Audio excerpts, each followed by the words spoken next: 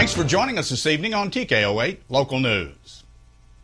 Two laws went into effect Monday aimed at stopping distracted driving and reducing the amount of alcohol-related traffic incidents in the state. Act 706 broadens law enforcement's ability to issue a citation for drivers who take their eyes off the road, and Act 849 makes it illegal for drivers and passengers to have open containers in the vehicle. Two new languages in the Act 706. It says it is now illegal to use any wireless communications device to text, to access, or read or post to the social media network while operating a motor vehicle. According to the latest issue, fines for the first offense will be up to $250. The other new driving law, which is Act 849, says drivers and passengers will no longer be able to have an open container of alcohol in the car. Before Monday, a passenger in the vehicle was able to have an open container as long as alcohol wasn't consumed and it was secured in a cup holder or a console location. Under the new law, open containers are not allowed in any area of the motor vehicle that is designed to seat the driver or passenger while the vehicle is in operation, or can readily be accessible to the driver or passenger when the vehicle is located on a public highway or a highway right-of-way. Violation of the law is considered a Class C misdemeanor. The sometimes controversial source of funding that cities, counties, and nonprofits across the state have for the past 20 years tapped into for financing numerous community projects has been depleted. The General Improvement Fund began in 1997, and since its inception was a grant process where applications were submitted to the economic development boards in the state for consideration. Executive Director of Northwest Arkansas District in Harrison, Joe Willis, says most people will be surprised to learn all the funds have been dispersed. Willis says general improvement funds have been used to cover a host of programs across the 9 counties in the Northwest Arkansas Economic District that includes Baxter, Marion, Searcy, Newton, and Boone counties. Willis says much of the dollars distributed through the General Improvement Fund was the only means for the non-traditional request to gain financial support. Boone County citizens now have 2 more locations to dispose of their outdated and unused prescription drugs and over-the-counter medicines. North Arkansas Partnership for Health Education Region 2 resource prevention providers, along with a drug-free Communities program and AmeriCorps Vista, have delivered 2 additional prescription drop-off boxes in Boone County. One was delivered to Alpena and one to the Lead Hill City Hall. Boone County currently has take-back boxes that are operational 24 hours a day, 7 days a week at the Boone County Sheriff's Department and the Harrison Police Department. The prescription drop-off boxes are for the convenience of citizens to safely dispose of unused and outdated over-the-counter or prescription drugs. And the Harrison Parks and Recreation Commission has given the green light to an effort to explore partnering with Boys and Girls Clubs of America. Chrissy Lorez, Youth Program Coordinator with the North Arkansas Partnership for Health Education's Drug-Free Communities program, spoke to the Parks Commissioners Monday afternoon. Lorez says she has been working with at-risk youth most of the past 12 years after moving to the Harrison area.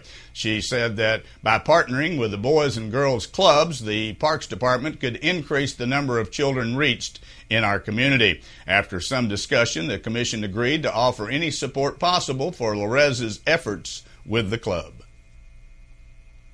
And the Lead Hill School Board approved several hires during its monthly meeting at the high school library on Monday night.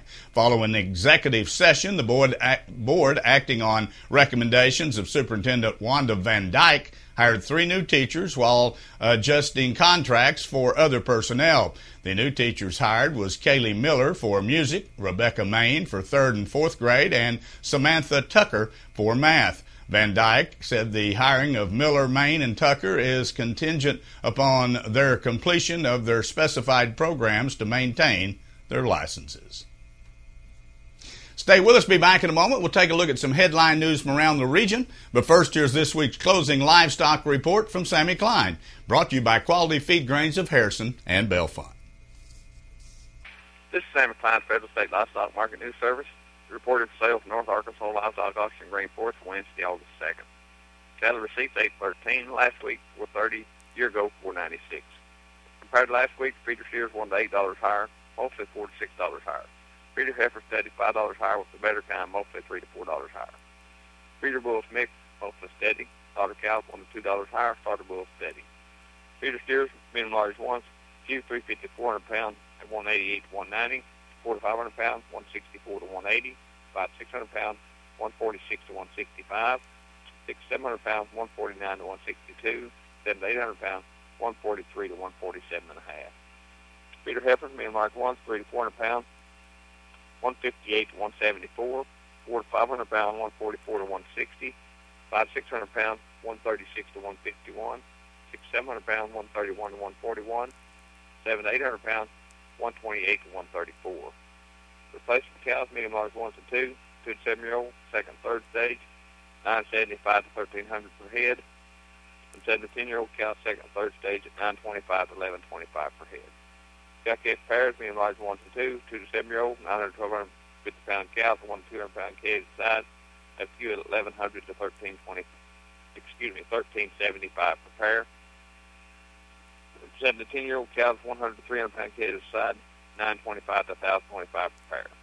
Slaughter cows, boners, 66 to 72, high dress 73 to 81.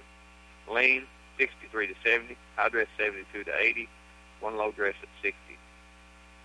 Slaughter bulls, your grade 1s and 2s, 1,100 pounds, 87 to 93, high dress 96 to 96.50, low dress 1 at 85. That's Mark today. Sammy Klein reporting. Thank you.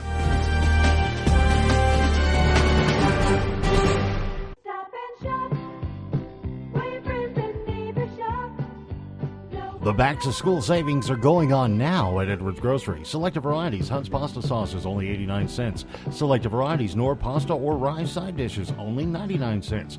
Chicken leg quarters, only $4.99 in the 10-pound bag. Pork steaks in the family pack, only $1.49 per pound. And Northwest Heart Healthy sweet red cherries, only $1.89 per pound. Edwards Grocery Station Money. Hello, this is Michelle from Nature's Wonders. Back to school time has come around, and that means busy schedules for everyone. Let us help make the adjustment a bit easier by checking these items off your list. We are stocked with healthy, brain-boosting foods and snacks, immune and multivitamin supplements for anything you or your children may be lacking in your diet, and for those who may need a little extra help focusing and concentrating, we have products that may be helpful. All of us at Nature's Wonders wish all the kids out there a successful school year, and to all you teachers, don't forget we carry products for stress. Nature's Wonders, next to Thompson's Ace Hardware on Highway 65 in Harrison. Sam Alexander Pharmacy has expanded and is now offering many additional products and services. Their new pharmaceutical compounding area allows them to create products to fit the unique needs of a customer. They also have added Spinco orthotic shoes and sandals, Dr. Comfort diabetic shoes, baby gifts by Aiden and Anais, and toys by Melissa and Doug. Stop in today and let them help you with any of your specialty pharmaceutical needs. Sam Alexander Pharmacy, your local Health Mart pharmacy in Harrison. Welcome to Toyota's National Clearance Event. Thanks. I hear it's your biggest event of the year. Yeah, you can save on the remaining 2017s. And with 0% APR financing and great lease deals, any of these Toyotas can be yours. We have a few more. Oh. Now, during Toyota's National Clearance Event, qualified buyers get 0% APR for 60 months, plus a $2,000 special edition bonus on a new 2017 Special Edition Tundra. Oh, wow. Toyota, let's go places.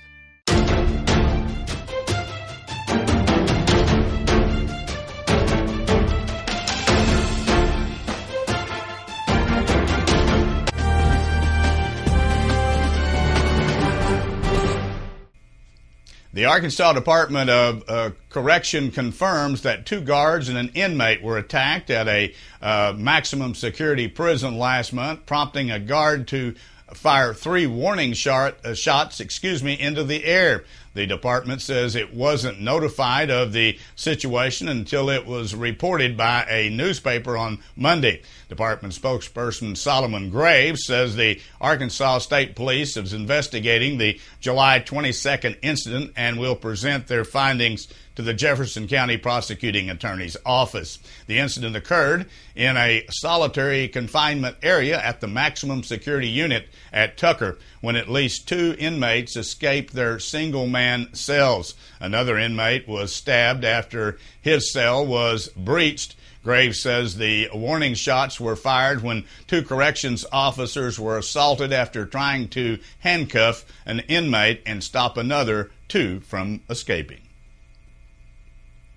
Authorities say a man died while trying to save children from a house fire in central Arkansas. North Little Rock Fire Chief John Plaster told the reporters the man and a woman saw the house on fire Wednesday morning and went inside to rescue the children. Plaster says the woman was able to help 2 children and herself escape, but the man died. Plaster said the cause of the fire is under investigation, but that it may be a result of a faulty electrical current. Police say homicide is suspected in the death of a woman whose body was found alongside a road in southwest Little Rock. Police say the body of 50-year-old Tina Moody was found Wednesday morning by a man who was driving on the road. Officer Steve Moore says the state medical examiner has ruled the death as a homicide, but a cause of death has not been released at this time. The slaying is the 38th of 2017 in the state's capital city. Authorities are investigating the death of a police dog in Hot Springs County. Hot Springs County Sheriff's Office says the dog, named Lucky, died last month and that the authorities initially believed the cause was heat-related. But Sheriff Mike Cash says that the dog had suffered a ruptured diaphragm and that an autopsy revealed that the cause of death was blunt force trauma. The sheriff said that Lucky had been tied up at his handler's yard at the time of the death. Cass says the dog's handler is not under investigation because he was with the other people at the time of the injuries and that had occurred on the dog. Lucky had been a police dog with the sheriff's office since 2015. Arkansas has started a fiscal year with state's revenue coming in higher than expectations and above, what was collected the same month last year. The Arkansas Department of Finance and Administration says that the state has net available revenue in July totaling $454 million, which was $53 million above July of 2016 and $10 million above the forecast. The department said individual and corporate income tax collection were about above forecast, and the same month last year, sales tax collections was slightly below forecast but ahead of July 2016. Before we take a look at the weather forecast as we move in toward the weekend, here's the way the stock market ended today.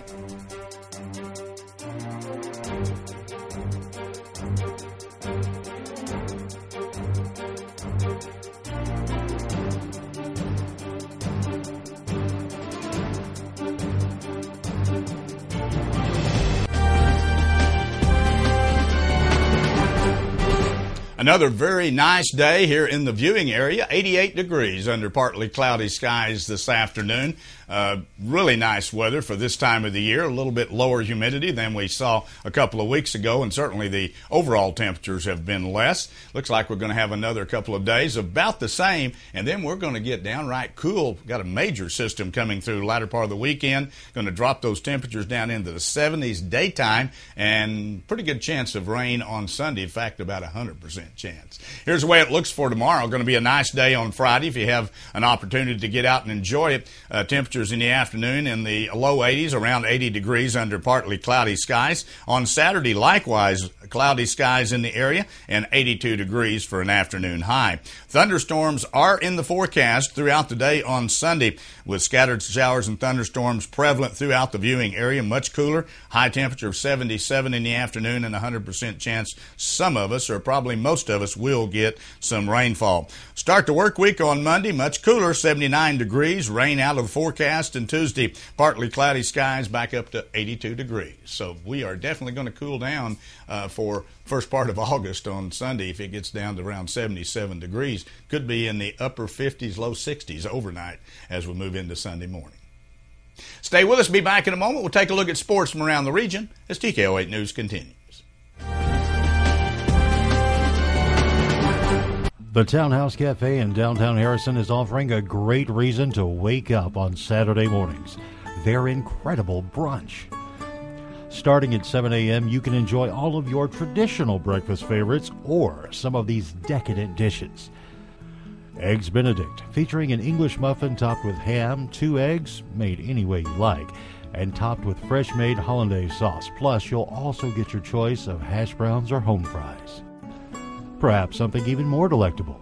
Townhouse Cafe's fabulous U.S. farm-raised butterfly trout grilled with a drizzle of hollandaise sauce, 2 eggs any way you like, hash browns or home fries, and either a biscuit or toast on the side.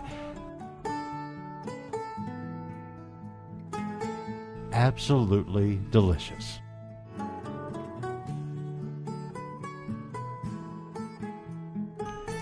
Saturday brunch at the Townhouse Cafe in downtown Harrison.